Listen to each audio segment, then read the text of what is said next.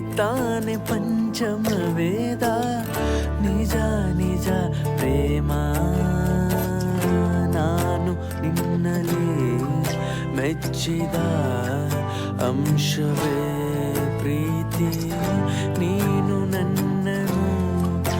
ಒಪ್ಪದೆ ಹೋದರೆ